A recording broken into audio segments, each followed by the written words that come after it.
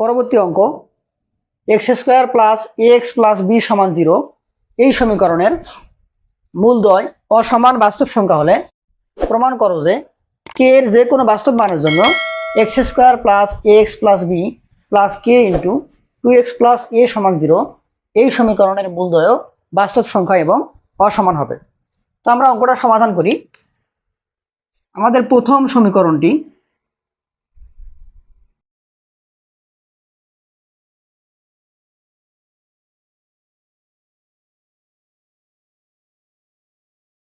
x² + ax + b = 0 ইহার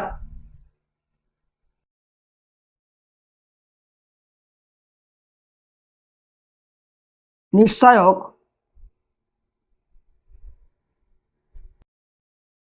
d হলে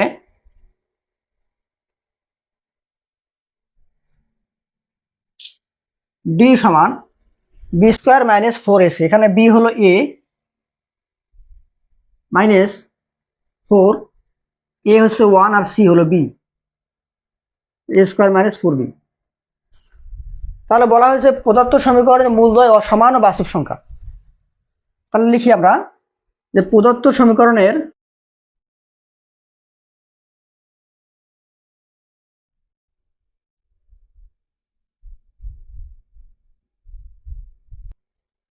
মূলদ্বয়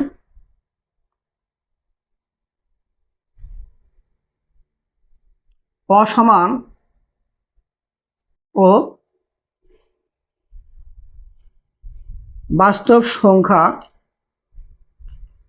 হলে আমরা জানি যে নিশ্চয়কের মানটা 0 থেকে বড় হয়, d > 0, অতএব a² - 4b > 0 হবে, কারণ নিশ্চয়কের মান > 0 হলেই মাত্র মূলদ্বয় অসমান ও বাস্তব সংখ্যা হয়। তাহলে আমাদের প্রথম সমীকরণে কাজ শেষ। এখন আমরা দ্বিতীয় সমীকরণে কাজ শুরু করব। দ্বিতীয় সমীকরণটি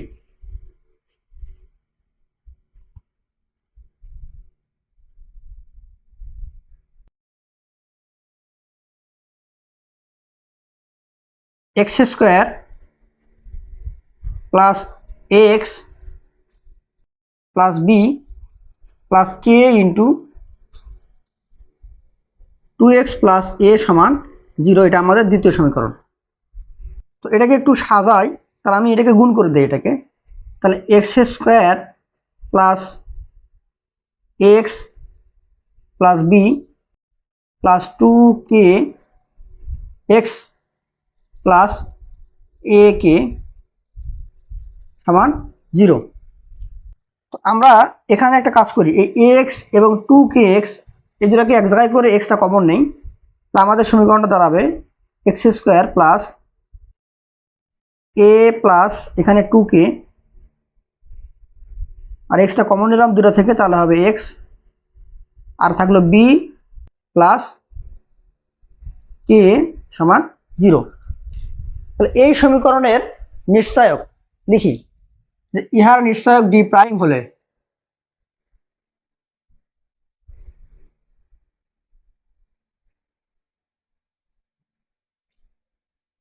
d' হলে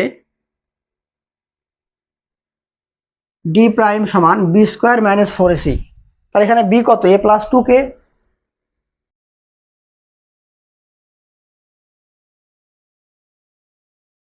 -4,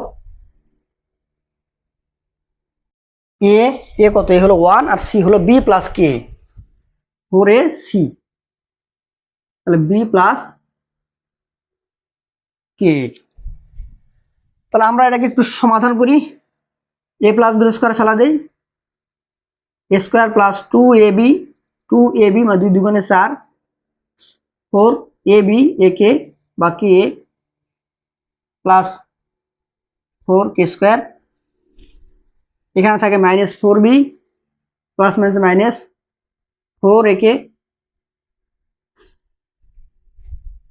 তাহলে এখানে এই 4ak আর 4ak কাটা, আর এখানে থাকলো a square minus 4b plus 4k square. এখন এটাকে একটু সুন্দর করে সাজাই, a square minus 4b plus 2k square. তো এটা কিন্তু সর্বদা ধনাত্মক, তাহলে লিখে দেই যা সর্বদা ধনাত্মক। অতএব তাহলে আমরা বলতে পারি যে এ স্কোয়ার মাইনাস 4b কোথায় গ্রেটার দেন 0, এই যে এখানে বলছে a square minus 4b greater than 0, এবং মানে এটা যদি 0 হয়, এটা যদি গ্রেটার দেন 0 হয় আর কে এর মান যদি একটা ধনাত্মক বাস্তব সংখ্যা হয়, তাহলে কি হবে 2k স্কোয়ারটা সর্বদা ধনাত্মক হবে। তাহলে আমি লিখে দেব অতএব a square minus 4b greater than 0 এবং কে এর যে কোনো বাস্তব মানের জন্য, যে কোনো বাস্তব মানের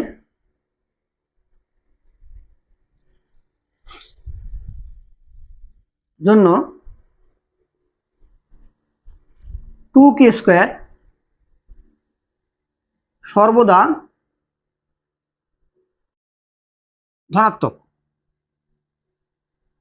তাহলে যদি এটা সর্বদা ধনাত্মক হয় তাহলে নিশ্চয় কি এটাও গ্রেটার দেন 0। তাই আমরা বলতে পারি, সুতরাং কি বলতে পারি যে প্রথম সমীকরণের মূলদ্বয় অসমান ও বাস্তব সংখ্যা হলে আমাদের পরবর্তী সমীকরণের মূলদ্বয় বাস্তব সংখ্যা এবং অসমান হবে, প্রমাণিত। তা লিখে দিই, সুতরাং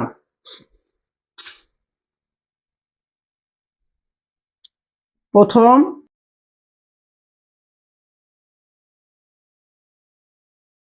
সমীকরণের মূলদ্বয় অসমান ও বাস্তব সংখ্যা হলে দ্বিতীয় সমীকরণের মূলদ্বয়